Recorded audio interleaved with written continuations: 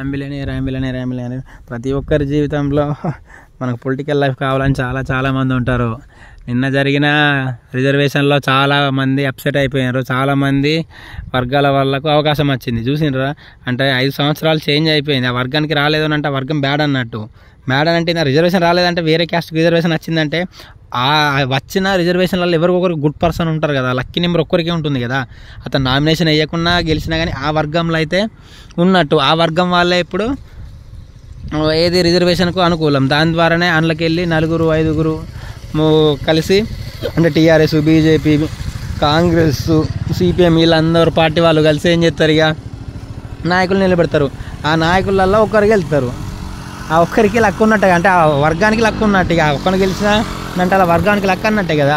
ఇది కన్ఫామ్ అండి. మీరు నమ్మినా నమ్మకపోయినా నిజం. న్యూమరాలజీ అనేది చాలా పవర్ఫుల్.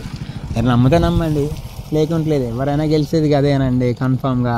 5 సంవత్సరాలు 3 సంవత్సరాలు కన్ఫామ్ ఉండడం, దాని తర్వాత మళ్ళీ రొటీన్ లైఫ్ అన్నట్టు. కానీ ఇప్పుడు అదృష్టాన్ని పరీక్షించుకోండి. ఎందుకంటే వచ్చిన అవకాశాలు పొలిటికల్ లైఫ్ ఎవ్వరూ పోగొట్టుకోవద్దండి. అది మీ జీవితం.